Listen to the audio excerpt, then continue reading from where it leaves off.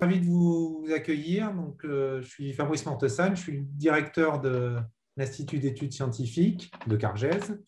Et je vous dire deux, trois mots justement sur cette structure avant de laisser la parole au plus intéressant, c'est-à-dire à la science.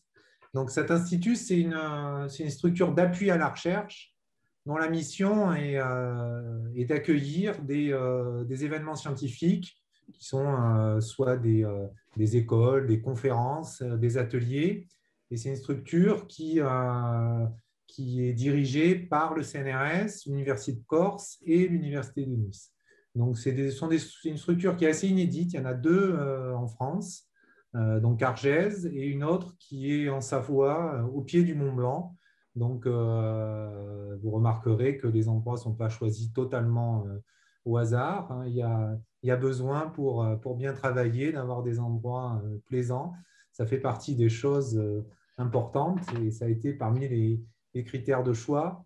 Mais il ne faut pas croire que ce sont des structures de loisirs. Hein. Il se fait beaucoup de belles sciences dans ces endroits-là. Il y a diverses publications là, ces dernières années là, qui ont fait état un peu de tout ce qui y avait essaimé au cours des rencontres qui se sont déroulées soit dans ce centre des Ouches en Savoie, soit à Cargèse. Et ce sont vraiment des lieux de production des connaissances qui sont importantes. Et donc le territoire corse avec Cargèse peut être fier de ça. Ce qui est très amusant, c'est que quasiment partout dans le monde, quand on se promène en conférence, à peu près tout le monde connaît Cargèse, qui est pas, qui est un village de taille très modeste et qui n'a pas vocation à rayonner autant, si ce n'est peut-être en Grèce, vu son histoire.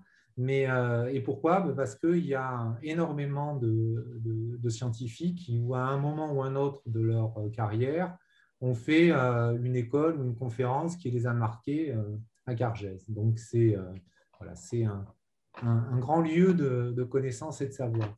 Donc, notre mission, c'est d'accompagner la science et la science dure, mais on ne fait pas que ça, et notamment en partenariat avec l'Université de Corse et avec Villa Ferrat qui s'y emploie beaucoup. Nous menons des actions envers on va dire le grand public et plus spécifiquement les enseignants et les élèves. Donc, il y a une action qui s'appelle Mini Graines de Science, qui malheureusement en 2020 et cette année n'a pas pu se faire pour les raisons que vous connaissez tous. Donc, ça ne sert à rien que j'en dise plus, et qui rassemble des classes, d'abord les enseignants et ensuite les élèves pour rencontrer des scientifiques et mener des projets. Donc l'année dernière et cette année, on était un peu frustrés de ne pas pouvoir conduire cet événement là, qui est vraiment une bonne chose. Il y a parmi les participants là, quelques noms que je reconnais qui ont fait partie de la dernière édition là, des mini-graines de science et j'espère qu'ils pourront confirmer, une fois que je serai parti, ils auront la parole libre, que c'était un événement très enrichissant et très heureux. Donc, pour ne pas couper totalement les liens avec la communauté enseignante sur le territoire corse, on a décidé d'ouvrir cette séquence-là de conférences, alors malheureusement en ligne, mais il faut s'adapter aux contraintes du moment, destinées initialement donc, à un public d'enseignants, mais finalement on s'est dit qu'on pouvait ouvrir un peu plus largement donc à un public intéressé et large.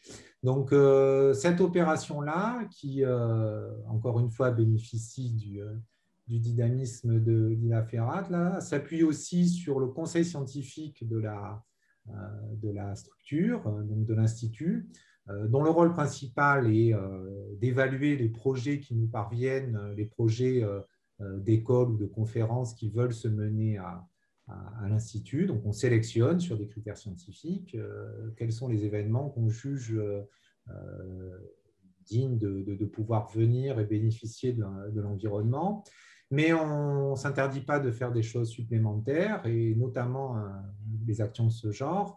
Et là, en l'occurrence, c'est Pierre Delplace à qui je céderai la parole juste après, qui s'est beaucoup impliqué pour que ce premier événement ait lieu. Donc l'idée qu'on a eue, c'est de se saisir d'événements qui ont une emprise forte avec le quotidien ou avec des questions de société et de les traiter avec rigueur, mais sans technicité pour que ça soit accessible au plus grand nombre, mais pour porter quand même un discours un peu scientifique et rigoureux sur des sujets qui sont traités et souvent maltraités en deux mots et en un seul mot dans les médias et qui induisent beaucoup de confusion.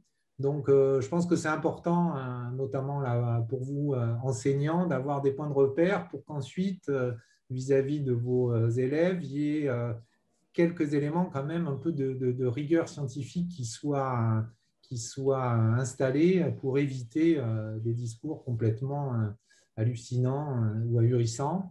Et donc, le premier thème qu'on a choisi, ce n'est pas très original, mais c'est quand même de grande importance, c'est ce thème lié à l'environnement. Et donc, il y aura deux séquences, deux événements, celui d'aujourd'hui et un prochain qui aura lieu à une date que je viens de complètement oublier. 1er juin. 1er juin, voilà. Donc, le premier exposé va être donné aujourd'hui par Corentin Herbert de l'ENS Sion et le prochain sera aussi par un collègue, un chercheur au CNRS de l'ENS Lyon qui s'appelle Freddy Boucher. Donc, je vous engage à suivre ces deux séquences et à l'issue, on fera un petit point et on verra si on pérennise cette action. J'espère que ça suscitera suffisamment d'enthousiasme pour qu'on maintienne l'opération. Donc l'idée, c'est qu'il y a cet exposé, les modalités vous seront précisées et l'orateur va être introduit par Pierre Delplace dans un petit moment. Et ensuite, on prendra le temps qu'il faut pour avoir des discussions, un débat, et auxquels participeront des membres du comité scientifique de l'Institut. J'en vois quelques-uns qui sont là, donc vous aurez l'occasion éventuellement d'ouvrir les discussions à des sujets un peu plus larges que celui abordé dans l'expo. Alors malheureusement, et à mon plus grand regret aujourd'hui, pour ce lancement, je ne peux pas participer parce que je suis en ce moment impliqué dans les recrutements des chercheurs CNRS. Donc, c'est 2 semaines de quasi-conclave hein, où on a des auditions et après des longues délibérations. Donc là, j'ai obtenu du président du jury l'autorisation d'interrompre nos débats pendant un quart d'heure, mais je vais tout de suite y retourner.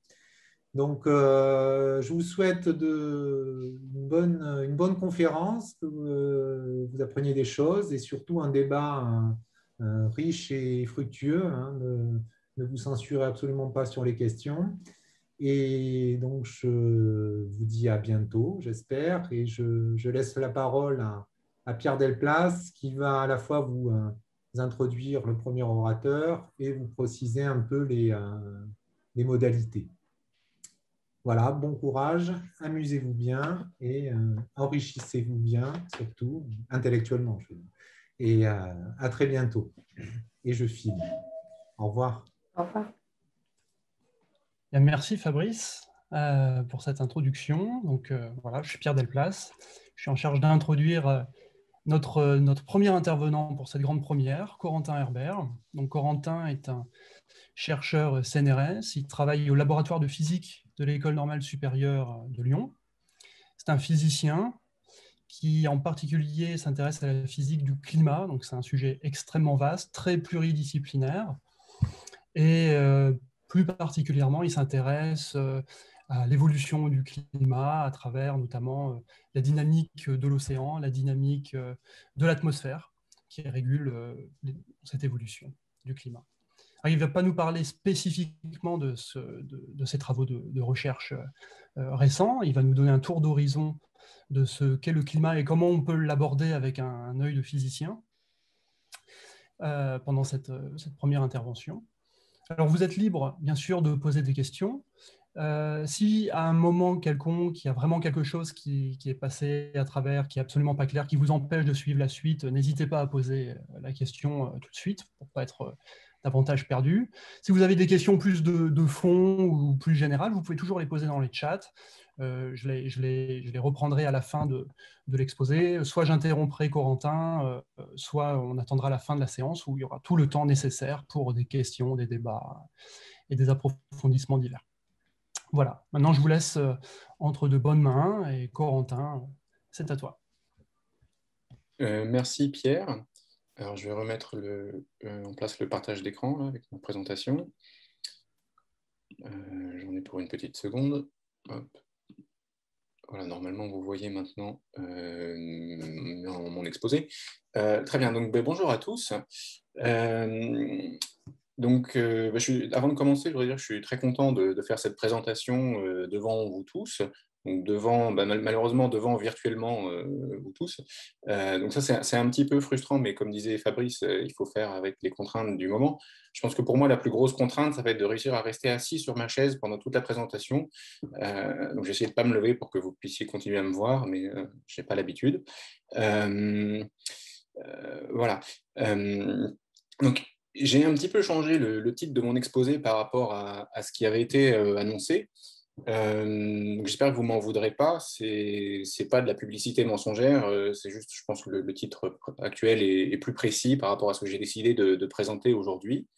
Donc, effectivement, je vais parler de climat, d'évolution du climat, donc je dirais la dynamique du climat.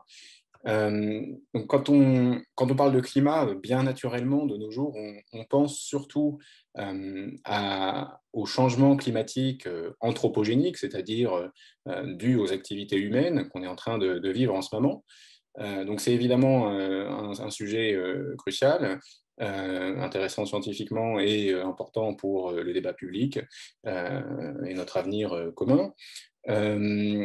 Ce ne sera pas le sujet central de ma présentation, toutefois.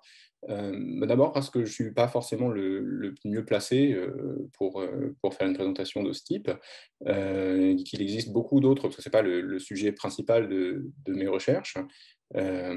Et il existe beaucoup d'autres ressources qui sont très bien faites, accessibles vraiment sur le contenu scientifique des rapports du GIEC. Donc je parlerai un petit peu de ce sujet, mais ce que j'avais vraiment envie de faire pour ma présentation d'aujourd'hui, c'était de parler d'évolution du climat, de dynamique du climat dans un cadre un peu plus général, et de partager avec vous en tout cas une partie de la richesse qu'il y a dans la dynamique du climat, dans les différents mécanismes qui contrôlent l'évolution du climat.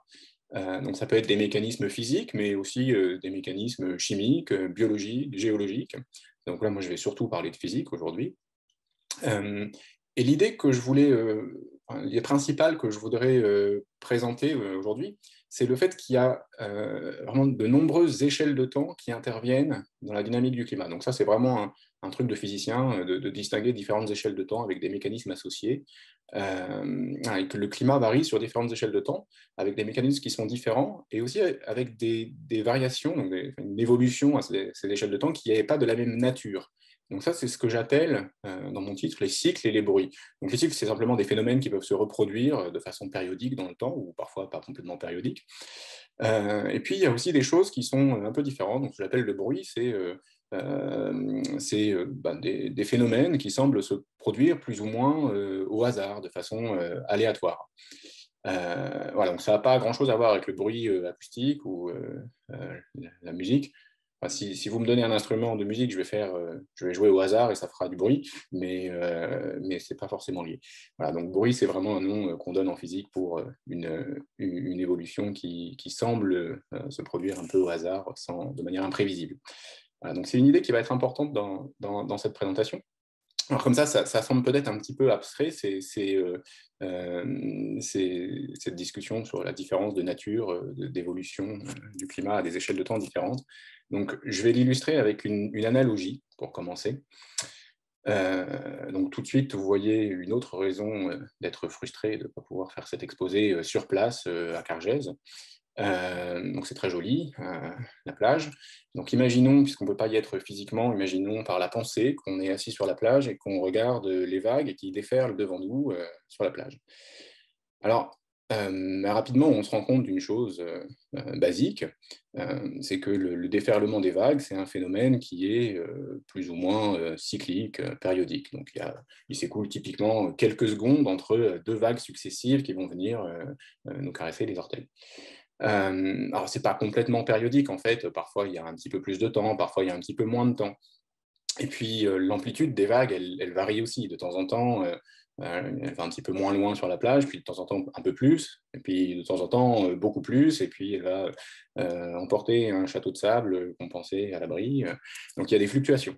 Tout ça semble se produire de manière imprévisible. Ça, c'est ce que j'appelle du bruit. C'est des choses qui semblent être régies juste par le hasard. Voilà. Donc il y a la superposition de ces deux phénomènes.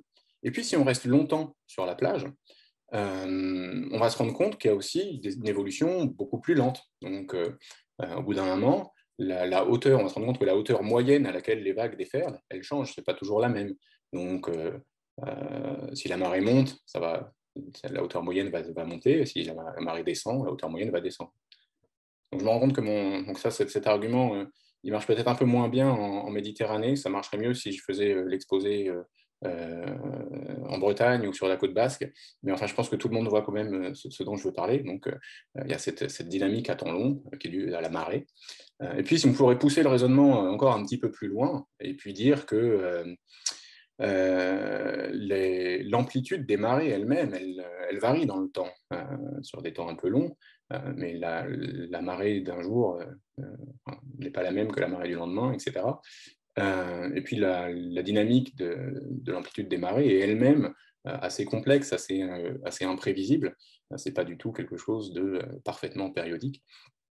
Si on regarde les coefficients de marée, on s'en rend compte rapidement.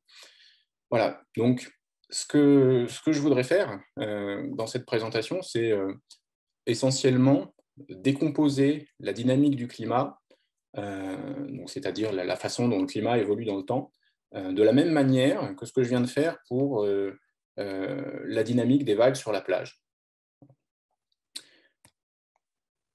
Alors, je vais commencer par la chose qui est peut-être le phénomène qui est peut-être le phénomène climatique le plus évident, qu'on expérimente tous dans notre quotidien, en tout cas dans les latitudes qui sont les nôtres, c'est les saisons. Donc, c'est un phénomène cyclique qui se reproduit tous les ans, donc qui a une empreinte directe sur notre environnement immédiat, la végétation par exemple. Donc là, c'est représenté de façon artistique sur le tableau que vous voyez à l'écran. On peut le voir de façon peut-être un peu moins artistique, mais néanmoins assez jolie sur l'animation qui suit, et puis très instructive. Donc ce que vous voyez ici, c'est des images satellites de la Terre, donc qui sont composées de manière à faire disparaître les nuages. En pratique, ça n'arrive jamais, une situation comme ça où il n'y a pas un seul nuage dans l'atmosphère, donc ça n'existe pas. Mais c'est quand même des vraies images, c'est des photos, c'est pas des images de synthèse ou autre chose. Elles sont juste combinées d'une certaine manière. Et alors, ce qu'on voit immédiatement sur cette animation, c'est que la surface recouverte de neige augmente et puis diminue au gré du temps, au cours de l'année, de manière cyclique. Donc ça, c'est une première manifestation des saisons. Et puis il y a une autre manifestation des saisons, c'est que les zones vertes qui correspondent à la végétation se déplacent aussi du nord au sud au gré des saisons. Donc, on voit très bien les saisons si on regarde la Terre depuis l'espace. C'est un phénomène vraiment évident. Alors, qu'est-ce qui explique les saisons? C'est peut-être un peu plus subtil que ça en a l'air initialement. Donc, je vais expliquer ça rapidement. En fait, ce qui explique les saisons, c'est essentiellement la variation de la durée du jour. Donc, comme on le sait, la Terre tourne... Alors, je vais voir si... J'aimerais bien avoir excusez-moi, je m'interromps juste un bref instant parce que j'aimerais bien avoir un curseur pour pouvoir montrer des choses sur mon exposé, mais j'y arrive pas. Attendez.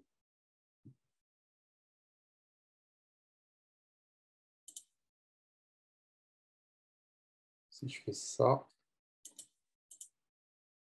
vous voyez pas du tout mon curseur? Non, on ne le voit pas, Corentin. Ouais.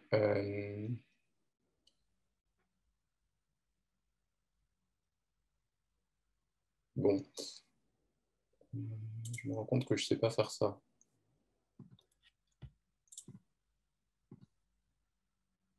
Bon, excusez-moi, c'est pas grave, je vais essayer de décrire avec des mots. Bon, pardon, du coup, j'ai quitté le système. Excusez-moi, je vais essayer de décrire avec des mots. Donc, regardons la figure de gauche. Donc, comme je disais, comme on le sait bien, donc la Terre tourne autour du Soleil au cours de l'année. Elle suit une orbite donc, qui ressemble un petit peu à un cercle. C'est pas exactement un cercle, c'est un cercle un petit peu aplati. On appelle ça une ellipse. Et en même temps, la Terre tourne sur elle-même autour d'un axe qu'on voit sur la figure de droite. Et cet axe lui-même, il est incliné par rapport au plan dans lequel la Terre se déplace autour du Soleil. Et à cause de cette inclinaison de l'axe, donc l'axe il est toujours orienté vers les mêmes étoiles, son orientation ne change pas au cours de l'année, si bien que le Soleil va éclairer, la position du Soleil par rapport à cet axe va changer au cours de l'année. Donc à certains moments de l'année, le Soleil va éclairer plutôt un peu plus l'hémisphère nord, c'est ce qu'on voit sur la figure de droite. Dans ce cas-là, les jours sont plus longs dans l'hémisphère nord, c'est l'été. Et puis, quand on sera de l'autre côté de l'orbite, par rapport au Soleil, le Soleil éclairera un peu plus l'hémisphère sud, c'est la situation opposée à celle qui est représentée sur le dessin à droite. Dans ce cas, les jours sont plus courts dans l'hémisphère nord, c'est l'hiver. Voilà, donc il y a des situations extrêmes qui correspondent aux jours les plus longs et aux jours les plus courts, ce qu'on appelle les solstices, solstices d'été, solstices d'hiver, qui sont représentés sur la figure de gauche avec la position de la Terre à ce moment-là, et puis le moment où le jour et la nuit sont de durée égale sur tous les points de la planète, c'est les équinoxes de printemps, l'équinoxe d'automne, qui sont aussi représentés sur cette figure. Alors, évidemment, le paramètre qui est important pour les saisons, celui qui va déterminer le fait que les températures changent au fil du temps, c'est la quantité totale d'énergie reçue en provenance du Soleil, mais qui va varier en même temps que la durée du jour. La quantité d'énergie reçue du Soleil sur un jour va être bien supérieure si le jour est long que si le jour est court. Voilà. Donc ça, c'est la première échelle de temps fondamentale pour le climat, l'année, qui est déterminée par l'astronomie et qui correspond à un phénomène cyclique, les saisons. Alors, ce n'est pas la fin de l'histoire, évidemment, et à partir de là, ça se complique un tout petit peu. Parce que bien sûr, au cours d'une saison, le temps qu'il fait change d'un jour à l'autre. Et toutes les saisons ne se ressemblent pas. Il y a des étés d'une année à l'autre. Il y a des étés qui sont plus chauds que d'autres. Il y a des hivers qui sont plus froids que d'autres. Et réciproquement. Alors la raison fondamentale de cette variabilité, donc ces variations à des échelles de temps qui peuvent être inférieures à 1 an ou supérieures à 1 an, c'est le fait que la Terre a des enveloppes fluides. Elle a 2 enveloppes fluides, l'atmosphère et l'océan. Alors, comme je viens de l'expliquer, le Soleil chauffe la surface de la Terre d'une façon qui n'est pas homogène dans l'espace et dans le temps. Alors, quand on chauffe un fluide de façon inhomogène, en général, on le met en mouvement. C'est ce qui se passe, par exemple, si vous mettez une casserole pleine d'eau sur une plaque de gaz pour la faire bouillir, vous chauffez par en dessous. Donc, au bout d'un moment, il y a du mouvement qui va se mettre en place dans la casserole, il y a de la convection, donc le fluide va monter. C'est simplement sous l'effet du chauffage inhomogène. Et il se passe un peu la même chose dans l'atmosphère et l'océan. Le Soleil chauffe de façon inhomogène et ça les met en mouvement. Les mouvements de l'atmosphère et de l'océan vont transporter, par exemple, du fluide chaud, donc de l'air ou de l'eau, à un endroit où il y avait du fluide moins chaud. Donc ça va mélanger un petit peu et donc ça va affecter la météo ou le climat. Alors, ce que je veux expliquer dans cette partie, c'est que l'atmosphère et l'océan se comportent selon les échelles de temps, mais parfois un peu comme du bruit, un peu de façon aléatoire. Et donc, c'est ça qui introduit les variations du temps d'un jour à l'autre ou les variations d'une année à l'autre. Donc, les saisons ne sont pas rigoureusement identiques d'une année à l'autre. Alors, je vais commencer par l'atmosphère. Donc, ce que je montre à l'écran, c'est une animation de la circulation de l'atmosphère à l'échelle de la planète. C'est l'animation de la NASA qui est très jolie. Donc, ce qu'on voit, c'est les traits, là, ça correspond à ce qu'on appelle les lignes de courant. Donc ça décrit les trajectoires des parcelles de fluide dans l'atmosphère. Et les couleurs indiquent la vitesse du vent associé à ces mouvements. Donc plus c'est rouge, plus c'est rapide. Donc l'animation va se jouer en boucle comme ça. Donc au tout début, là, on voit bien une espèce de ceinture rouge qui fait le tour d'une zone autour du pôle, qui fait tout le tour de la planète.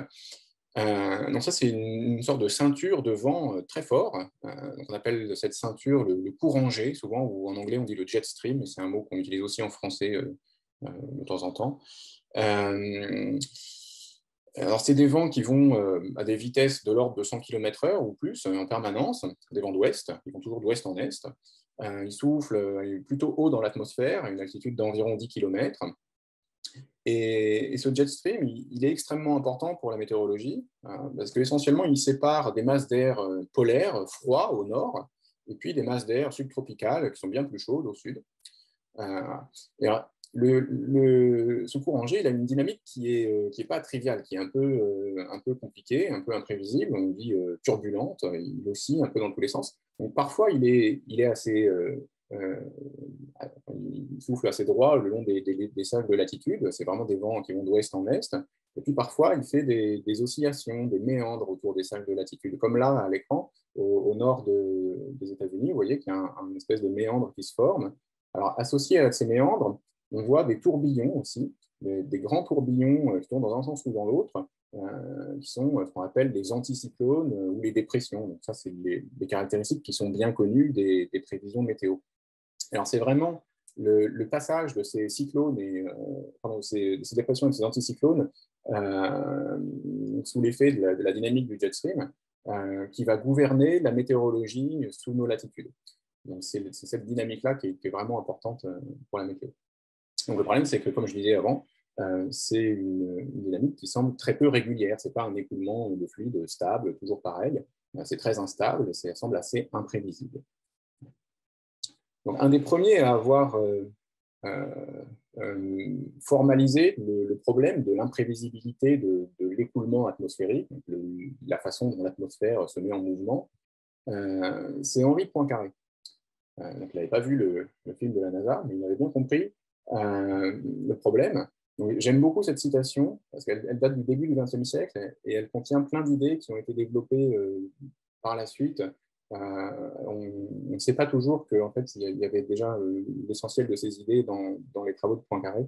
Donc, j'aime bien montrer cette citation. Donc, qu'est-ce qu'il dit en substance, Poincaré? Eh bien, il dit que le problème fondamental de la prévision météorologique, c'est-à-dire de la compréhension du mouvement de l'atmosphère, de la dynamique de l'atmosphère, c'est pas de ne pas connaître les lois physiques qui gouvernent l'évolution du système. Ça, on les connaît et elles étaient déjà connues à l'époque de Poincaré. Et ces lois sont déterministes. Donc, en principe, si on fait confiance au postulat de la mécanique classique, on se dit que si on connaît l'état du système à un instant initial donné, on connaît la vitesse du vent dans l'atmosphère à un instant initial, on doit être capable, connaissant les lois du mouvement, de prédire la vitesse du vent dans l'atmosphère à un instant futur quelconque. Et Poincaré avait bien compris qu'en fait, non, ça ne marche pas pour un système complexe comme l'atmosphère, parce qu'on ne saura jamais avec une précision suffisante l'état initial.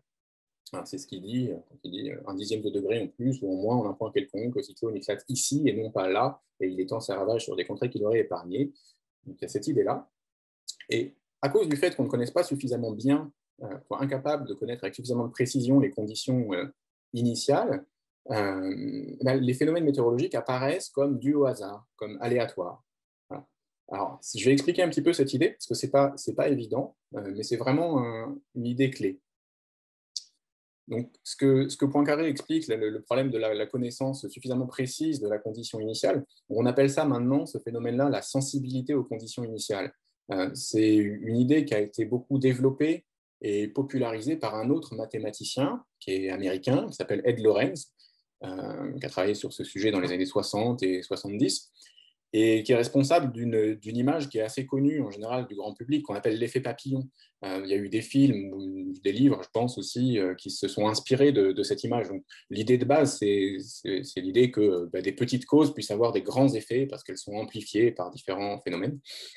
Donc Lorenz l'avait formulé de la façon suivante. Il avait donné comme titre d'une de ses conférences, enfin, c'est pas lui qui avait choisi le titre d'ailleurs, mais il a écrit « Le battement d'aile d'un papillon au Brésil peut-il provoquer une tornade au Texas ?»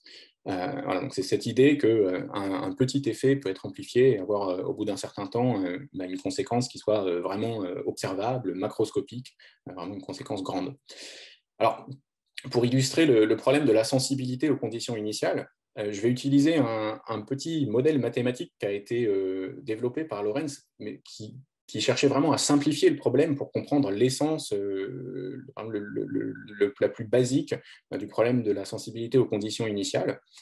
Donc c'est un modèle qui a plus grand chose à voir avec l'atmosphère, hein, pour être honnête, c'est vraiment utilisé pour illustrer le problème. C'est un modèle qui est constitué de 3 équations différentielles couplées. Donc c'est les équations qui sont écrites sur l'écran en bas à gauche. C'est pas très important en fait, c'est à quoi elles ressemblent, mais c'est juste pour dire que c'est un système qui est vraiment extrêmement plus simple que les lois qui gouvernent l'évolution de l'atmosphère. Donc c'est un système qui décrit en fait l'évolution d'un point dans un espace à 3 dimensions. Donc si on prend un point de départ dans l'espace à 3 dimensions, à partir de ce modèle, ces équations, on peut calculer une trajectoire dans l'espace à 3 dimensions, donc la position du point en fonction du temps. Donc je vais montrer une animation qui montre la position du point en fonction du temps pour 2 conditions initiales qui sont très très très proches, vraiment quasiment indiscernables. C'est la boule verte ici et puis la boule bleue. Donc je précise, c'est une animation qui vient d'un... je ne sais pas, je crois que vous voyez peut-être ma souris qui est revenue maintenant, c'est super. Voilà, donc c'est une animation qui vient d'un film qui s'appelle Chaos, qui a été fait par des collègues mathématiciens, Étienne Gis, Aurélien Alvarez et Josh Lays. Alors c'est un film qui est excellent, je vous le recommande, c'est vraiment bien fait. Je vais enlever ça maintenant. Voilà. Donc on suit la trajectoire de ces deux points qui sont initialement extrêmement proches. On voit que pendant un certain temps, les trajectoires restent extrêmement proches. Elles sont quasiment indiscernables, voilà, ce qui semble naturel. Et puis, au bout d'un certain temps, il y a une petite différence qui apparaît. Là, vous voyez que les 2 boules sont un petit peu séparées.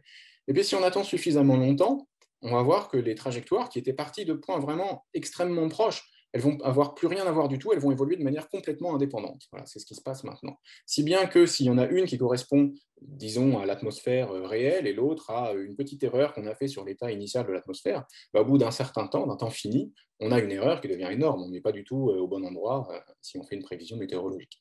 Donc ça, c'est le problème de la sensibilité aux conditions initiales. Donc, vu comme ça semble quelque chose d'assez négatif. Ça veut dire qu'on est incapable de prédire l'évolution d'un système qui a cette propriété de sensibilité aux conditions initiales au-delà d'un certain temps. Alors, l'histoire ne s'arrête pas là. Donc je vais illustrer ça avec une autre petite animation qui vient du même film. Prenons cette fois-ci non pas 2 conditions initiales, mais un grand nombre de conditions initiales qui sont situées dans un cube, dans mon espace à 3 dimensions. Alors vous voyez, il y a des points jaunes, il y a des points blancs, il y a des points bleus. Et on va suivre l'évolution de tous ces points. On va regarder toutes les trajectoires qui sont issues de ces conditions initiales. Toujours avec la même dynamique, le même modèle de Lorenz. Donc assez rapidement, on ne voit plus du tout les motifs géométriques qui correspondaient à nos conditions initiales. Assez rapidement, le système mélange les points jaunes, les points blancs, les points bleus. Donc tout ça devient un peu confus. C'est impossible de savoir, si vous prenez un point sur l'image, là, d'où il était parti. Voilà, on a complètement oublié la condition initiale au bout d'un certain temps. Mais si on attend suffisamment longtemps, on voit quelque chose d'assez formidable. On voit que toutes les trajectoires se retrouvent sur le même objet, une espèce de structure géométrique comme ça, dans mon espace à 3 dimensions, avec 2 ailes, un peu comme un papillon. Donc c'est avec des trajectoires de toutes les couleurs, dessus des blanches, des jaunes, des bleus. Donc ça, c'est un résultat positif, parce que ça veut dire que je peux être sûr que je me retrouverai sur cet objet si j'attends suffisamment longtemps, d'une part. Alors, d'accord, je ne saurais pas dire, je ne peux pas faire la prédiction de savoir où je suis exactement sur cet attracteur, ça s'appelle l'attracteur de Lorentz, cet objet, ces ailes de papillon, parce que je ferai forcément une erreur sur ma condition initiale. Par contre, je peux considérer que c'est comme si mon système se comportait de façon aléatoire, et donc que ce qui m'intéresse, ce n'est pas de savoir avec certitude où je suis au bout d'un certain temps, mais plutôt de prendre une petite région là, sur une des ailes du papillon et de se demander combien de fois je vais passer dans cette région en un temps donné, c'est-à-dire la fréquence de passage, c'est-à-dire une propriété statistique de la trajectoire.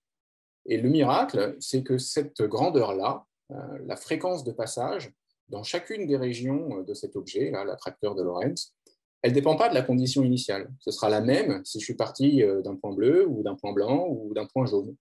Donc, les trajectoires dépendent sensiblement de la condition initiale, mais les statistiques des trajectoires ne dépendent pas sensiblement des conditions initiales. Voilà. Donc, c'est quelque chose d'un peu subtil mathématiquement, mais c'est une idée qui est vraiment importante, parce que pour revenir à l'atmosphère, si on admet que l'atmosphère se comporte effectivement comme le système de Lorentz, qui est beaucoup plus simple, ça nous permet de comprendre la différence fondamentale qu'il y a entre la prévision météorologique et l'étude du climat. Donc, on peut, je m'avance un peu, donc, comme on connaît les lois qui gouvernent la dynamique de l'atmosphère, même si elles sont compliquées, on peut estimer au bout de combien de temps une erreur, disons microscopique, une petite erreur, pourra devenir vraiment gênante pour une prévision météorologique parce qu'elle sera maintenant à des échelles importantes, à l'échelle d'un pays ou d'une région. Donc on peut le faire, c'est un calcul, c'est pas évident, mais on peut le faire. Et on obtient un ordre de grandeur qui est de l'ordre de quelques semaines. Donc ça, c'est une prévision théorique qui nous dit on ne peut pas prédire de façon certaine la météo au-delà de quelques semaines. Alors en fait, cette limite, on la voit concrètement. Donc la figure que je représente ici, c'est... j'ai perdu à nouveau ma souris. Donc la figure que je représente ici, c'est les performances des prévisions météorologiques en fonction du temps, la façon dont les performances ont évolué historiquement.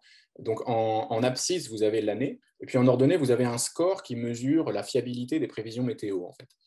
Et il y a plusieurs courbes qui correspondent à des prévisions météo avec plusieurs temps de prévision. Donc en bleu, vous voyez les prévisions à 3 jours, en rouge, les prévisions à 5 jours, en jaune, les prévisions à 7 jours, en gris, les prévisions à 10 jours. Alors vous voyez que toutes ces courbes, elles se sont améliorées au fil des années. Le score augmente. Donc ça, c'est dû en grande partie à l'amélioration des modèles, à l'augmentation de la puissance de calcul des ordinateurs, et puis à la prise en compte des observations dans les prévisions météo, notamment des observations satellites. Mais il y a aussi autre chose qu'on voit sur cette figure, c'est qu'il y a une difficulté incompressible à prédire la météo avec plus de temps d'avance. Donc les prévisions à 5 jours sont toujours nettement moins bien que les prévisions à 3 jours, les prévisions à 7 jours sont toujours nettement moins bien que les prévisions à 5 jours, et les prévisions à 10 jours sont toujours nettement moins bien que toutes les autres et toujours pas extraordinaires. Donc ça, c'est parce qu'en fait, on s'approche du seuil de prévision déterministe théorique, qui est de l'ordre de quelques semaines, ça dépend, c'est pas évalué de façon extrêmement précise, mais voilà, donc c'est un problème qu'on voit vraiment en pratique. Donc ce que ça veut dire, c'est qu'au-delà de ce laps de temps, au-delà d'un temps qui est de l'ordre de la semaine, l'atmosphère se comporte essentiellement comme un système aléatoire, comme du bruit. Okay, on ne peut plus vraiment prédire, ça n'a pas tellement de sens de chercher à prédire le temps qu'il fera le 31 mars 2050. Par contre, on peut s'intéresser aux propriétés statistiques, c'est-à-dire, on peut regarder par exemple une carte qui montre la température moyenne à la surface. Donc la moyenne annuelle, c'est la carte que vous voyez en haut, par exemple. Aujourd'hui, puis on peut aussi décomposer ça par saison. On peut faire une moyenne juste pour l'hiver ou juste pour l'été. C'est les deux cartes qui sont au milieu et en bas. Où on pourrait se demander comment cette carte change quand on change un paramètre. Donc par exemple, quand on change le taux de CO2 dans l'atmosphère. Ça, c'est des questions qui sont bien posées. C'est des problèmes qui ont un sens parce qu'on parle de grandeur statistique. Donc là, il n'y a pas le problème de la sensibilité aux conditions initiales. Voilà, donc ça, c'est vraiment la différence fondamentale entre la météo et le climat. Donc il y a une petite phrase qui est un peu connue, qui est attribuée à plein de personnes différentes, donc je ne sais pas qui est vraiment l'auteur, qui dit que le climat, c'est ce à quoi on s'attend, et la météo, c'est ce qu'on obtient, vraiment. Voilà. Donc ça, c'était pour l'atmosphère. C'est pour ça que je dis que l'atmosphère, c'est une source de bruit à des échelles de temps qui sont plus petites que la saison. Maintenant, l'océan. Alors lui aussi, l'océan, il s'écoule. Il est mis en mouvement par le chauffage inhomogène dû au soleil. Donc je montre pareil que tout à l'heure, une animation des courants océaniques, avec les petits traits qui représentent les courants, et puis les couleurs ici représentent la température de surface de l'océan. Donc quand c'est rouge, c'est plus chaud, donc là c'est les températures les plus chaudes, quand c'est bleu, c'est plus froid. Alors elle est magnifique, cette animation, il y a plein de choses à voir, donc je ne vais pas tout commenter. Donc ce qu'on voit, c'est certains courants océaniques un peu connus, comme par exemple le Gulf Stream, là, qui est donc le courant qui s'étend au large des côtes est-américaines et puis qui se prolonge. Hein, c'est un courant qui a plusieurs milliers de kilomètres de long, qui se prolonge jusque dans l'Atlantique Nord, en fait. Il a un frère jumeau, le Kuroshio, qui est donc de l'autre côté, du côté du Japon. Voilà, ce courant-là, qui fonctionne avec les mêmes mécanismes physiques. Puis il y a plein d'autres, on voit plein d'autres aspects de la dynamique à grande échelle de l'océan sur cette vidéo. Donc il y a des fluctuations de vitesse un petit peu à toutes les échelles. Il y a des tourbillons. On voit des tourbillons, par exemple, comme ça, là, qui font de l'ordre de plusieurs centaines de kilomètres, qui se forment surtout dans certaines régions. Et puis il y a un caractère imprévisible encore de la dynamique de l'océan, comme pour l'atmosphère. Un côté un peu turbulent, donc les tourbillons ne se forment pas toujours au même endroit, ils ne se déplacent pas de la même manière. Les courants, comme le Gulf Stream ici, il fluctue, il oscille, donc il ne va pas toujours exactement au même endroit. Ça ne se voit pas forcément très bien sur cette vidéo parce qu'elle n'est pas très longue, mais c'est le cas, c'est un courant qui fluctue aussi pas mal sur des échelles de temps un peu plus longues. Alors ça, c'est quelque chose qu'on voit par contre directement sur cette vidéo, c'est que les échelles de temps semblent être bien plus longues que pour l'atmosphère. C'est pas juste parce que la vidéo va moins vite, mais si on regarde pas très attentivement, on a même l'impression qu'il ne se passe rien, qu'il n'y a pas de mouvement du tout. En fait, c'est simplement que c'est un effet physique. Hein, les courants océaniques sont bien plus lents que les vents dans l'atmosphère. Donc typiquement, les courants océaniques, c'est des vitesses qui sont typiquement de plusieurs dizaines de mètres par heure, alors que pour les vents dans l'atmosphère, on est plutôt à l'ordre de plusieurs dizaines de kilomètres par heure, voire centaines de kilomètres par heure. Donc il y a 3 ordres de grandeur, il y a un facteur 1000 d'écart entre les deux, donc c'est beaucoup. Mais il y a aussi, ça s'explique en fait par le fait que la densité de l'eau est un facteur 1000 typiquement plus grande que la densité de l'air. Une énorme différence de masse. L'océan, c'est quelque chose de massif, de lourd, et donc qui va avoir des échelles de temps caractéristiques qui sont beaucoup plus grandes. Pour le mettre en mouvement, il faut plus de temps, il y a plus d'inertie. Voilà. Donc, cette idée-là, je voudrais la creuser un tout petit peu, parce que c'est une partie du rôle de l'océan dans le système climatique. C'est un rôle modérateur sur des échelles de temps qui ne sont pas trop longues. C'est-à-dire qu'il va un peu amortir le rôle de bruit de l'atmosphère. Donc cette idée-là, elle est formulée de façon un peu humoristique par cette citation de Mark Twain, que j'aime bien aussi. Je l'ai écrite en anglais sur la diapo, mais je vais la traduire en français. Une traduction un peu libre, ça donnerait l'hiver le plus froid que j'ai jamais connu, c'était un été à Brest. Je change le nom de la ville, c'est pas par méchanceté envers les Bretons, hein, je suis moi-même normand, donc je n'oserais pas. Alors, juste pour voir si c'est de la pure calomnie ou s'il y a un fond de vérité dans ce genre de citation, ce que j'ai fait, c'est que j'ai été voir les données climatologiques sur le site de Météo France, on peut faire ça. On trouve la température moyenne de chaque mois dans les villes qu'on veut, enfin, là où il y a des stations météo quand même. Donc moi j'ai pris 2 villes, j'ai pris Brest, donc, et puis c'est entouré d'océan quand même, et puis Lyon. Alors vous voyez qu'en fait, donc Brest c'est en pointillé et Lyon c'est en trait-plein sur cette courbe. En fait il y a 2 courbes par ville, une rouge et une bleue, parce que c'est pas la température moyenne, c'est la moyenne mensuelle du maximum journalier, ça c'est les courbes rouges, et vous alors la moyenne mensuelle du minimum journalier, ça c'est les courbes bleues. Voilà. Donc, mais ce n'est pas extrêmement important parce qu'on voit qu'elles ont la même forme. Voilà, donc l'effet de l'océan, il est clair sur cette image, parce qu'on voit bien que les étés à Brest sont bien plus frais que les étés, bien plus frais que les étés à Lyon. Les courbes pointillées sont plus basses que les courbes en trait-plein, et les hivers brestois sont bien plus doux que les hivers lyonnais. Les courbes pointillées sont plus hautes que leurs analogues en trait-plein. Donc l'amplitude du cycle saisonnier est atténuée, et en fait, elle est atténuée presque d'un facteur 2, c'est environ 2 fois moins, donc c'est quand même beaucoup. L'amplitude du cycle saisonnier est quasiment divisée par 2. Ça, c'est le premier effet. Et puis, il y a un deuxième effet de l'océan, c'est que le maximum arrive plus tard dans l'année. Il y a un effet de déphasage. Si vous regardez les courbes, on a l'impression que le maximum, alors il n'y a qu'un point par mois, donc ce n'est pas hyper précis, mais on a l'impression que le maximum, il arrive plutôt en juillet à Lyon et qu'il est plutôt en août à Brest. Donc ça, c'est le deuxième effet, c'est qu'il y a un décalage dans le temps. Et ces 2 effets sont dus à l'océan, parce que si vous voulez avoir un impact sur la température à Brest, il faut quand même réchauffer un petit peu l'océan qui est tout autour. Et l'océan, c'est vraiment une grosse inertie thermique. Donc ça prend du temps, ça demande de l'énergie de réchauffer. Alors en fait, il ne faut pas réchauffer l'intégralité de l'océan sur toute sa profondeur. En fait, il faut réchauffer une certaine couche dans l'océan, qu'on appelle la couche de mélange. Donc ça veut dire simplement que en surface de l'océan, il y a des processus de mélange qui sont assez efficaces, qui sont dus au fait que c'est un peu brassé par le vent, il y a de la turbulence, il y a de la convection, des tas de choses qui mélangent bien et qui font qu'on a une couche avec une température à peu près homogène en surface de l'océan. Puis ensuite, si on continue à descendre en profondeur, alors là, la température décroît beaucoup plus vite. Mais c'est cette couche de mélange qui réagit aux variations de température dans l'air à la surface. Cette couche de mélange, elle a une épaisseur qui est assez variable dans le temps et dans l'espace, mais qui est typiquement de l'ordre de quelques dizaines de mètres, voire une centaine de mètres. Voilà. Donc, une fois qu'on sait ça, on peut estimer le temps qu'il faut pour réchauffer ou pour refroidir cette couche de mélange. Et on fait un petit calcul de coin de table, avec un petit peu de physique, de thermodynamique, on obtient un temps de réponse qui est typiquement, alors ça dépend si on a pris plutôt 10 mètres ou plutôt 100 mètres d'épaisseur pour la couche de mélange, mais on obtient quelque chose qui est plutôt de l'ordre de quelques mois, voire une année. Donc ça explique que toutes les variations qui sont plus rapides que cette échelle de temps, le temps de réponse typique de l'océan, elles vont être amorties par l'océan, comme on le voit sur le cycle saisonnier à gauche. Par contre, les échelles de temps qui sont plus grandes, ben non, l'océan de surface va se réchauffer ou se refroidir sans rien faire à ces échelles de temps-là. Donc l'océan agit comme un peu un amortisseur du bruit atmosphérique. Par contre, sur des échelles plus grandes que l'année, il a lui-même sa dynamique un peu turbulente qui fait qu'il va introduire de la variabilité dans le climat. Donc c'est la source principale de bruit climatique sur des échelles de 1 an ou plus.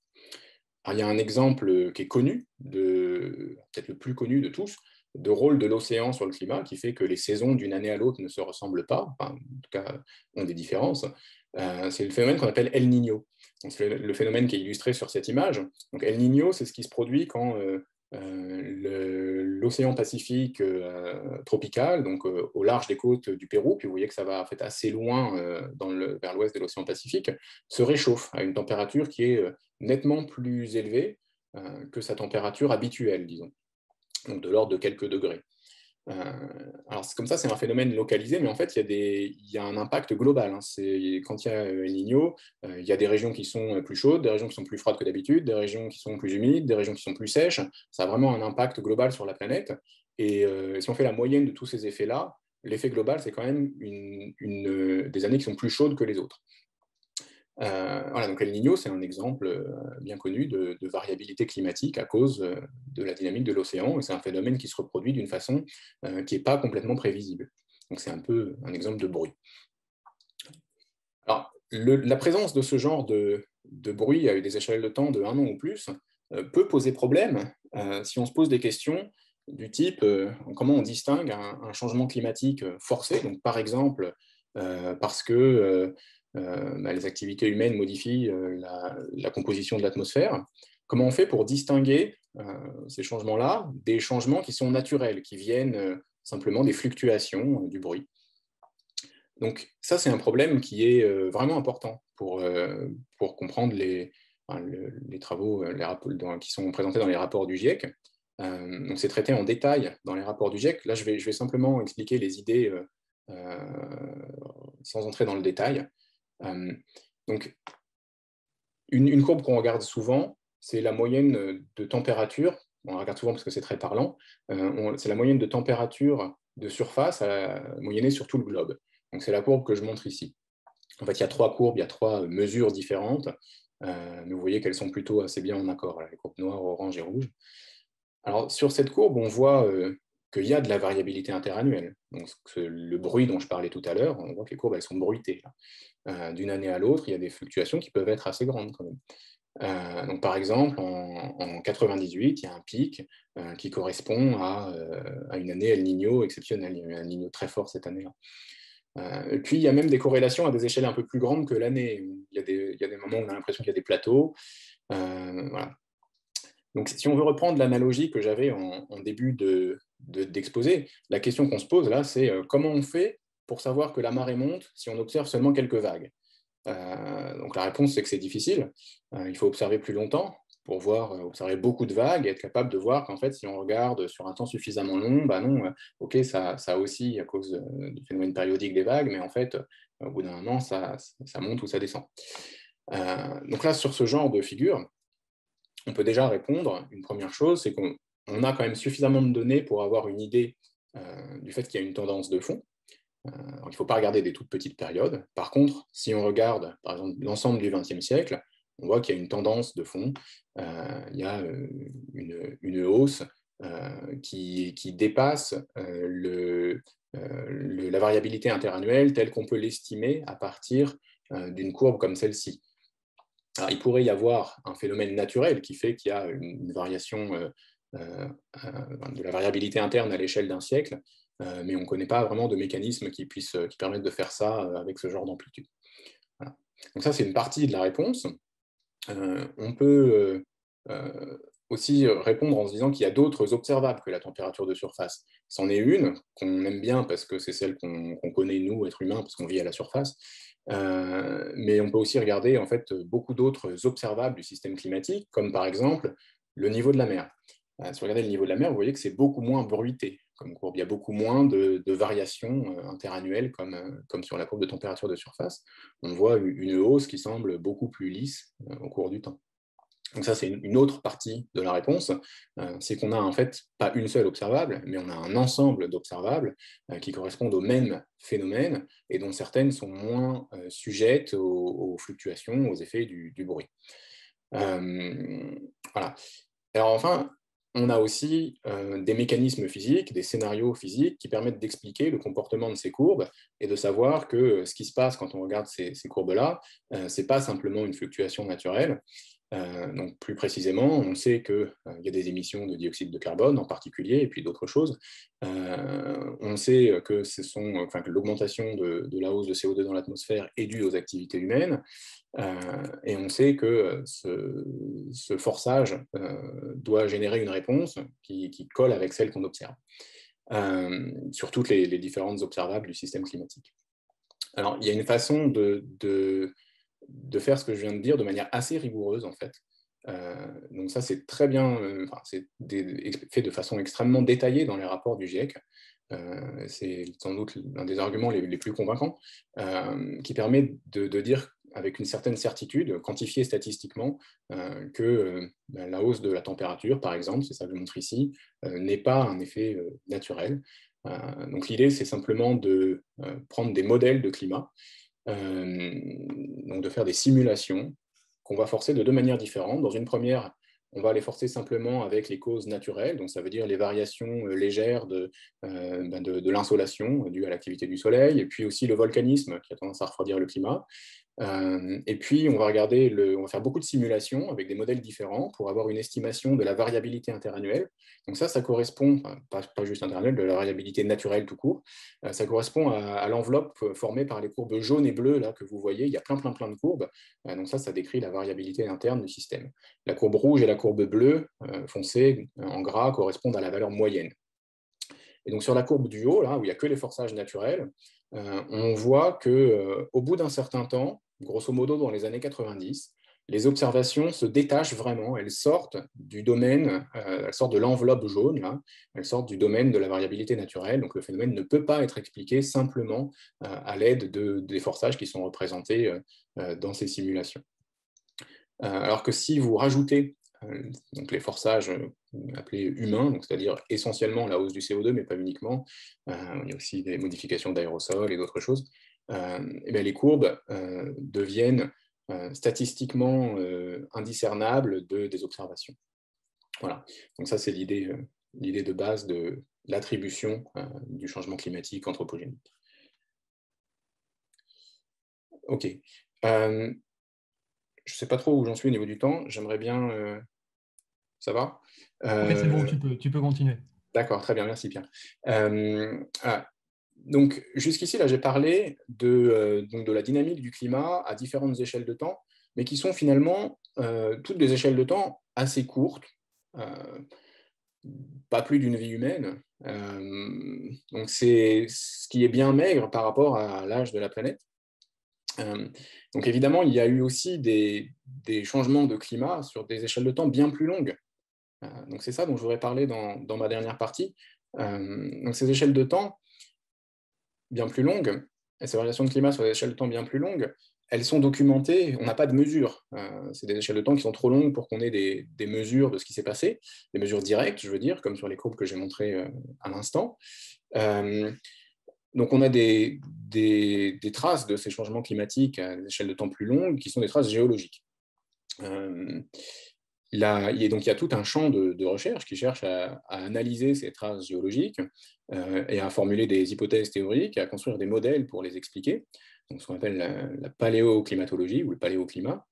Donc je vais pas, enfin, c'est un champ extrêmement vaste et vraiment intéressant. Donc je vais juste en traiter une toute petite partie. Je vais juste présenter un petit exemple et de façon très rapide. Donc c'est vraiment juste une petite fenêtre sur ce monde-là. Mais je trouvais ça important de mentionner l'existence de ces échelles de temps vraiment beaucoup plus longues, avec une richesse de mécanismes mis en jeu qui est vraiment grande. Voilà. Donc l'exemple que j'ai choisi de présenter pour aborder cette question, c'est l'exemple des âges de glace. Alors qu'est-ce que c'est que les âges de glace? Donc si vous regardez la figure à l'écran, donc à gauche c'est simplement les conditions actuelles. Vous voyez qu'il y a une calotte de glace sur le Groenland. À droite, c'est une reconstitution des calottes de glace à une période qu'on appelle le dernier maximum glaciaire, qui était il y a environ 20 000 ans. Donc sur cette reconstitution, on voit qu'il y a une grosse calotte de glace sur la majeure partie de l'Amérique du Nord, et puis il y en a une autre sur une partie de l'Europe du Nord et du nord de la Russie.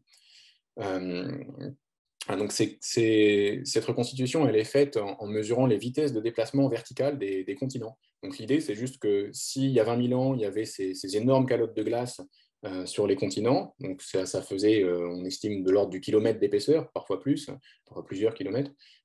Donc c'est une masse de glace qui est énorme. Donc le continent s'est forcément enfoncé, et quand la glace a fondu, il s'est remonté. Et effectivement, on mesure des vitesses de déplacement verticales qui sont positives sur ces zones-là. Donc à partir de ça, on peut reconstituer, trouver une estimation de la masse de glace qu'il y avait à l'époque. Voilà. Donc l'eau qui est dans la glace, évidemment, elle n'est pas dans l'océan. Donc, au dernier maximum glaciaire, l'océan devait être plus bas. On estime que c'était environ 130 mètres de différence avec l'actuel, donc c'est quand même énorme comme différence. On peut aussi voir en température ce que ça signifie. Donc, les reconstitutions à partir des données paléo disent que le dernier maximum glaciaire devait être en moyenne, si on prend la moyenne vraiment sur toute la surface du globe, 6 degrés plus froid que le climat actuel.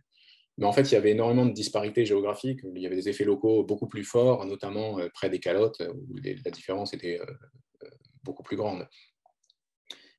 Voilà. Alors, c'est simplement pour donner une idée des conditions globales de l'âge de glace.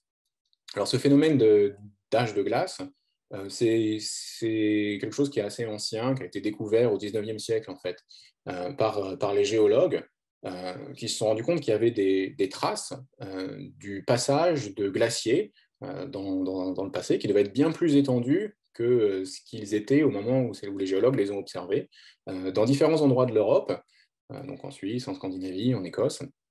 Et donc il y a plein de traces géologiques. Une de ces traces, c'est la présence de ce qu'on appelle les blocs erratiques. Donc c'est des roches qui n'ont pas vraiment de rapport avec leur environnement géologique immédiat. Donc les géologues de l'époque ont fait l'hypothèse qu'elles avaient été amenées là depuis une autre région par un glacier.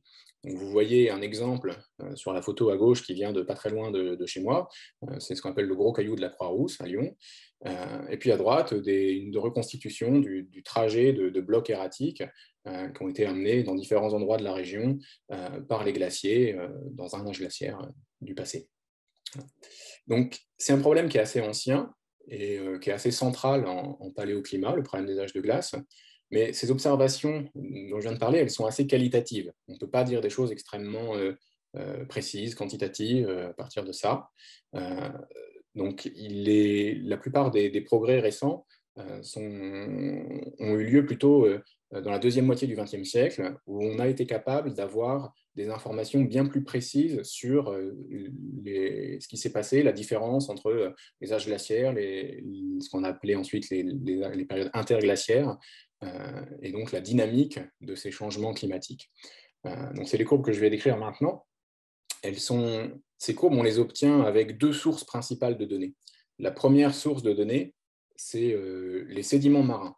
Donc, les gens ont envoyé des bateaux faire des trous au fond de l'océan, faire des carottages, donc ça veut dire aller récupérer des sédiments vraiment au fond de l'océan. Ensuite, en analysant la composition chimique de ces sédiments, on arrive à obtenir des informations sur les climats du passé. Donc typiquement, ce qui est fait, c'est d'analyser, donc, par exemple, la courbe verte qui est encadrée ici, elle représente ce qu'on appelle le rapport isotopique de l'oxygène. Donc, c'est la quantité d'atomes d'oxygène 18 par rapport à la quantité d'atomes d'oxygène 16 dans ces sédiments. Et on sait que ce rapport, en fait, c'est un indicateur de la température qui régnait dans l'océan au moment où le sédiment s'est formé. Donc, ce qu'on voit sur cette courbe, donc le temps va de la gauche vers la droite. L'actuel est donc le point le plus à droite, là en haut du pic. Voilà. Alors, si on remonte vers le passé en allant vers la gauche, on voit que dans un premier temps, ça descend. Donc, on se retrouve à environ 20 000 ans avant l'actuel, au dernier maximum glaciaire, dans un âge de glace. Puis ensuite, il y a d'autres moments où ça remonte et où ça redescend. Donc, si on regarde précisément, on se rend compte qu'il y a une succession de périodes glaciaires. Donc, quand la courbe est basse, c'est qu'il fait froid. Hein, pardon, je ne l'ai pas dit. Quand la courbe est haute, c'est qu'il fait chaud. Donc, il y a différents stades interglaciaires qui ont lieu environ tous les 100 000 ans. Ce n'est pas parfaitement régulier, mais c'est à peu près ça. Et puis, des périodes glaciaires qui sont beaucoup plus longues entre les deux. Et alors, la dynamique n'est pas symétrique. Hein. En général, ça met beaucoup plus de temps à se refroidir que pour se réchauffer. Donc ça, c'est le temps qu'il faut pour construire les calottes. Ça prend du temps de construire ces énormes calottes de glace, comme j'ai montré tout à l'heure. Donc ça, c'est des données qui viennent de l'océan. Il y a un autre grand type de données. C'est les données qui sont obtenues dans les glaces, donc notamment en Antarctique. Il y en a aussi au Groenland, mais on peut remonter plus loin dans le passé en Antarctique. Donc, je montre ici des données qui viennent d'une station à Domsé en Antarctique. Donc, c'est le même principe, on creuse des carottes de glace. Et ensuite, donc, plus on va profond, plus c'est vieux. Et puis, on analyse la composition chimique de la glace et puis éventuellement des bulles d'air qui sont piégées dans la glace pour avoir des informations sur les climats du passé. Donc là, c'est traduit directement en température locale en Antarctique. Donc, vous voyez que pendant la période glaciaire, il faisait environ 8 degrés de moins en Antarctique qu'à l'actuel. Et par ailleurs, la forme de la courbe est globalement la même que celle qu'on obtient dans les données de sédiments marins que j'ai décrites précédemment. Il y a d'autres données paléo qui confirment les deux mesures que je viens de décrire, leur évolution dans le temps. Donc, la courbe rouge au-dessus qui indique la température à la surface de la mer dans les tropiques. Donc, l'amplitude est plus faible, mais la dynamique globale est en accord. Voilà, il y a d'autres données qui sont en accord avec tout ça. Donc, on a une succession de périodes glaciaires et de périodes interglaciaires avec une période d'environ 100 000 ans. Donc, c'est un nouveau cycle, en quelque sorte, climatique, qu'il faut expliquer. Est-ce qu'on a des modèles pour expliquer ce cycle? Oui, les gens ont proposé assez tôt, en fait, des explications théoriques. Vous voyez, là, par exemple, il y a eu principalement deux théories qui se sont affrontées. La première, c'est une théorie essentiellement astronomique, qui a été défendu en particulier par ces gens-là, Hadamard, Kroll et Milankovitch, qui ne sont pas forcément des gens très connus d'ailleurs. Alors je suis désolé pour Hadamard, je n'ai pas trouvé d'image de lui plus dynamique. Donc il n'est pas, c'est sa tombe. Donc il n'est pas très connu en fait. Donc Hadamard, je crois qu'il était prof de maths. Kroll, c'était un bibliothécaire et Milankovitch, c'était un ingénieur. Donc ce n'est pas des gens qui étaient des universitaires de l'époque. Alors, ils ont tous les trois proposé des variantes de la même idée, qui est que la succession de cycles glaciaires-interglaciaires serait due à l'évolution lente des paramètres de l'orbite de la Terre autour du Soleil. Donc, si vous vous souvenez du dessin que j'ai montré tout à l'heure, l'orbite de la Terre autour du Soleil, j'ai dit des choses qui sont fausses, parce que si on regarde sur des échelles de temps qui sont longues, en fait, ces paramètres varient. Donc, quels paramètres? Donc, par exemple, ce qu'on appelle l'excentricité, c'est le caractère plus ou moins aplati de l'orbite de la Terre. Ça varie dans le temps, mais avec une période qui est très longue. Environ, c'est en fait pas une seule période, c'est une composition de mouvements périodiques avec des périodes de l'ordre de 100 et 400 000 ans. Donc, c'est une variation assez lente. Donc, ça, évidemment, c'est pas évident, mais ça module la quantité globale d'énergie reçue en provenance du Soleil quand on varie l'excentricité, excusez-moi. Au milieu, vous voyez que l'axe de la Terre, à un angle, donc comme je l'ai dit tout à l'heure, mais en fait cet angle il n'est pas constant dans le temps, il varie lentement. De temps en temps c'est un peu plus, de temps en temps c'est un petit peu moins. Donc l'obliquité, ça s'appelle, varie aussi dans le temps, avec une période qui est aussi assez grande, mais un peu moins, c'est environ 40 000 ans. Donc ça a une influence directe sur l'insolation en moyenne annuelle au pôle ou à l'équateur, enfin partout en fait, mais en particulier au pôle. Et enfin, la position des solstices et des équinoxes varie sur l'orbite terrestre. Ce n'est pas toujours la même. Les 4 points bleus sur l'orbite, là, ils n'ont pas de raison d'être exactement là où ils sont. Ils peuvent très bien se déplacer. Et de fait, c'est ce qui se passe. Ça s'appelle la précession du périhélie. Excusez-moi, la précession des équinoxes. Ça se combine avec la précession du périhélie, mais c'est autre chose. Donc, l'équinoxe de printemps, par exemple, se déplace. Il n'est pas toujours au même endroit sur l'ellipse.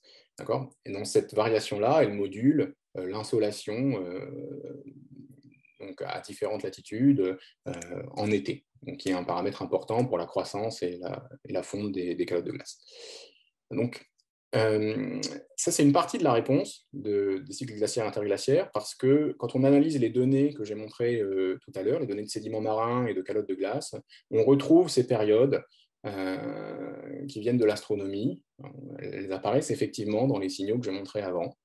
Mais c'est pas la fin de, ça suffit pas en fait, parce que si on fait des modèles pour essayer de calculer comment est-ce que les calottes de glace, le volume de glace sur Terre évolue, si on prend en compte la variation dans le temps d'insolation à cause de ces changements de paramètres orbitaux, bah, ça suffit pas. On n'arrive pas à créer des calottes aussi grosses que celles qui devaient exister à l'époque. Donc c'est qu'il manque quelque chose.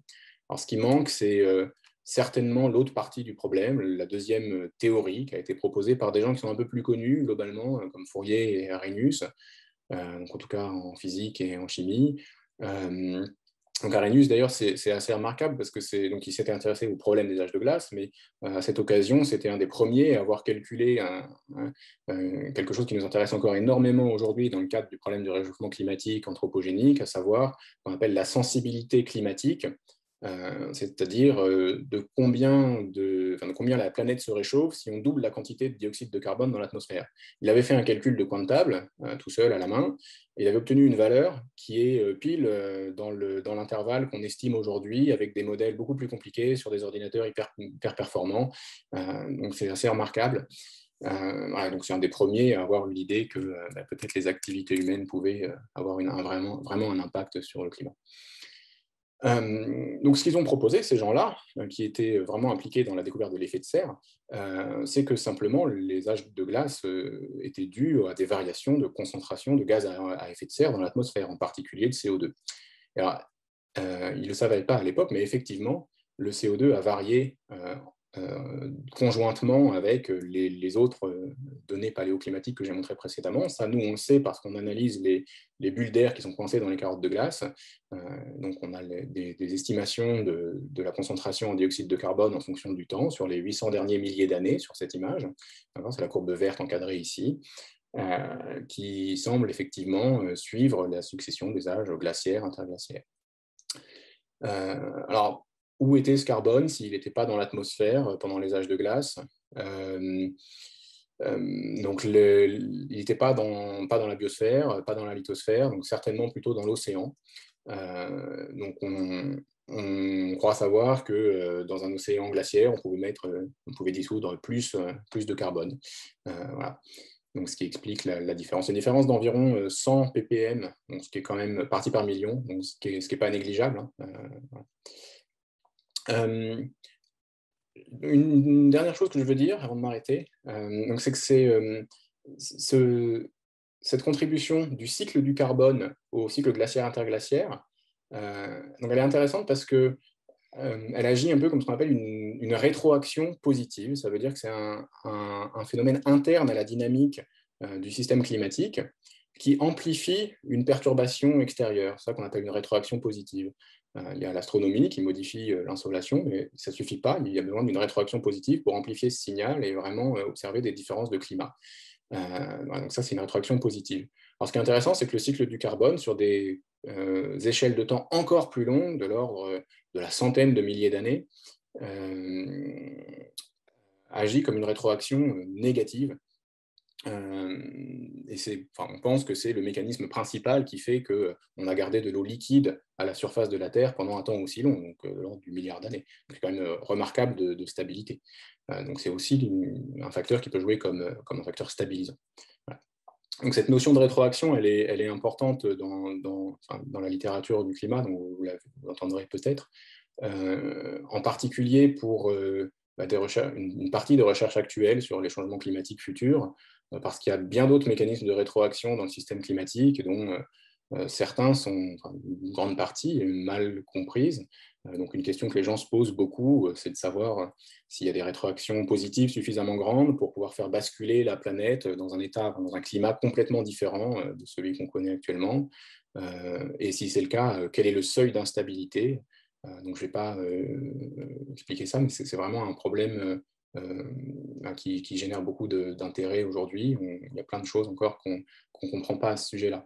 Donc c'est un truc important parce que c'est un des arguments qui intervient dans ce qu'on accepte comme un seuil de réchauffement climatique, disons, acceptable. Il y a d'une part les impacts directs, la montée du niveau de la mer, par exemple, la fréquence d'événements rares plus élevée dans un climat à plus de degrés par rapport à un climat à plus 1,5. Et puis, il y a aussi le spectre de ces rétroactions positives. On se dit, si on dépasse un certain seuil de réchauffement, on ne sait pas où, peut-être à plus 2, peut-être à plus 3, peut-être après. Est-ce qu'on ne risque pas de déclencher des boucles de rétroaction qu'on ne connaît pas vraiment et qui emmènent la planète dans un état radicalement différent? Voilà. Donc je vais m'arrêter sur cette note parce que je crois que j'ai déjà été très bavard. Donc je vous remercie de m'avoir écouté. Puis si vous avez des questions, j'essaierai avec plaisir d'y répondre.